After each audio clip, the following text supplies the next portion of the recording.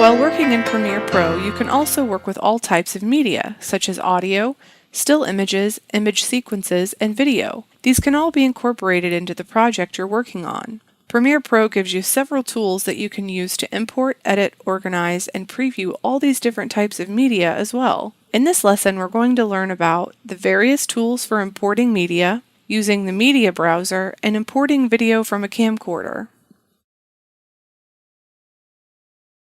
There are several ways that you can import media into Premiere Pro. The way that you choose will depend on the type of media that you wish to import. In this section, we're going to discuss the various tools available to you, then teach you how to use the methods that don't require access to other Adobe programs, since all students will not be familiar with these programs or have access to them. However, if you use these Adobe programs, you are able to import from them. When you wish to import media into Premiere Pro, you have the following options. You can use the media browser for file-based content that you need to preview before you import. Dynamic link is used when you want to import from After Effects. Adobe Bridge can be used if you're familiar with Bridge and have used it before. The capture panel can be used when you're capturing video from a DV or HDV camcorder. Adobe Prelude copies content from your camcorder to your hard drive, then even transcodes it to a different format. You can import that from Prelude.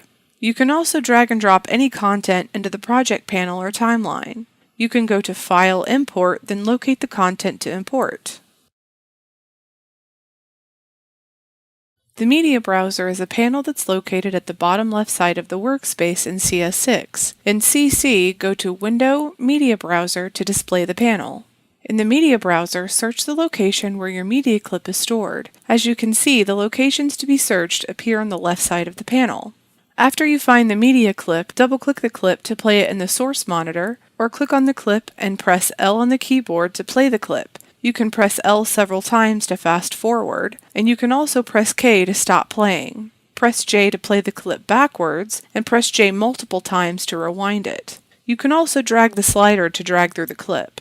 You can also hover scrub by hovering your mouse over the video and dragging through the clip. Try this in the project panel, which we'll introduce to you in a minute. Note, these shortcuts will also work in the Media Browser and the Project panel. To import a clip, right-click and select Import. You can also go to File, Import for Media Browser. Next, drag the clip to the Project tab, then into the Project panel window. In order to use Premiere Pro to capture video from camcorders and video recorders, you're going to need some hardware to connect the recording device to your computer. Once you have the hardware, you can capture several formats using Premiere Pro. To connect your camcorder to your computer, you'll need an IEEE 1394 port on your computer. You can add one with a PCI card if you need to. This port is also known as a FireWire. You'll also need the appropriate cable to connect the camcorder to the port on your computer. For the purpose of this course, we're going to assume that you have the port and the cables that you need to connect your camcorder to your computer. Once you have the hardware in place, it's time to connect it. Turn the computer off before you begin. The camcorder should also be off. Connect the two devices, then turn your computer back on. Once the computer is up and running, turn the camcorder on. Set it to playback mode. This may be labeled VCR or play mode. Once you connect your camcorder to your computer, you should be made aware of the connection by an indicator of some sort on the camcorder screen. This is usually HDV, DV in, or a similar message that you see on the screen. If you don't, there may be a hardware issue with the cable, or you may have a bad connection. You can go to Start, Devices and Printers in Windows 7, or Windows key plus C, Settings, Control Panel, Devices and Printers in Windows 8, to see if your computer is recognizing the camcorder. Once the connection is made, you're ready to start capturing. This part is pretty easy, but there are just a few things you need to know. Number 1. You can control the camcorder using the Premiere Pro interface, which allows you to use batch capture if you want. Number 2. Your camcorder records timecode on the tape. This includes time and date information. Premiere Pro uses that data to pick out individual clips. By enabling Scene Detect in the Capture panel, Premiere Pro captures each clip individually instead of capturing them all in one file. You would just have to manually separate those later, so this saves time. Open the Capture panel by going to File, Capture, or pressing F5 on your keyboard. As you can see, we do not have a camcorder connected. However, let's explore the Capture panel and learn how to use it. Start out by clicking the Settings tab on the right side of the panel. Select the capture format that you want. Click the Edit button to change the format. Click OK. In the Capture panel, go to the Device Control section. DV/HDV Device Control should be selected. Click the Options button. You'll now see the DV/HDV Device Control Settings dialog box. By Check Status, it should say Online. This means you can control your camcorder using Premiere Pro. If it says offline like ours does and your camcorder is connected to your computer, make sure that all the information shown in the dialog box is correct. If the status shows as online, then click the OK button. Once you have device control in Premiere Pro, you can use the controls in the Capture panel to control your camcorder. Here are these controls. We've labeled them for you so you know what each one does.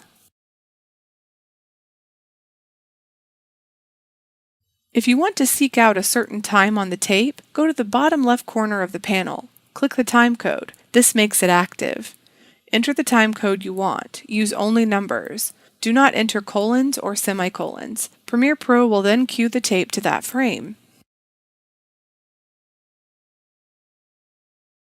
To capture audio and video using Premiere Pro's controls, go to File, Capture to open the Capture panel. Look at the top right of the panel. Click on the Logging tab. Type the name of the tape in the Tape Name field. Type the name of the clip in the Clip Name field. If you capture multiple clips with scene detection, Premiere Pro will increment the file names for you. Next, click the Settings tab at the top right of the Capture panel. Go to the Capture Location section. In this section, verify that the video you shoot will be stored in the proper location. You want to verify the same for the audio. Next, let's look at the Capture panel in its entirety again. Let's click on the Scene Detection button to enable screen detection. You're now ready to start recording. Click the Record button to record your video. To stop recording, push the Stop button. You can also push Escape on your keyboard. Once you stop recording, the Saved Captured Clip dialog box opens. Enter the requested information and then click OK. Note: click the drop-down menu icon in the upper right-hand corner of the Capture panel to select if you want to capture audio, video, or both if you're capturing from an analog source. To import images from your hard disk, go to File, Import. Find the image that you want to import, then click on it to select it and click Open. You can then find the image in the Project panel. Double-click on it to view it in the Source Monitor. You can also drag and drop images into a sequence in the timeline, which we'll talk more about later in the course. The media you use in your projects can take up a lot of disk space on your computer, especially if you're using a notebook. At some point, you'll want to clean up your media files and eliminate ones you don't need, all the while being sure you're not deleting something important to your project. For that reason, let's cover the 4 types of media files in Premiere Pro. This will help you when it comes time to clean up and recover some disk space. Number 1. Original media. This is the media that you import into a project. These take up the most disk space, so you want to know where they're stored so you can delete them when the project is finished.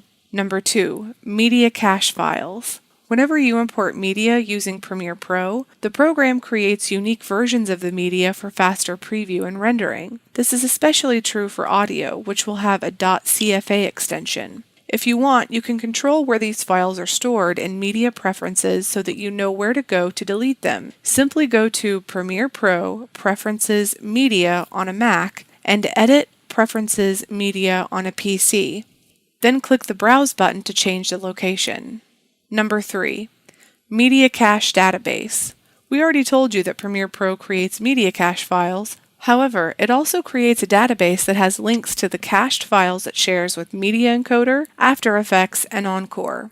These files are smaller than media cache files but can still be removed after you're finished with a project by going to Media Preferences and clicking the Clean button. However, you have to delete the original media and the media cache files first.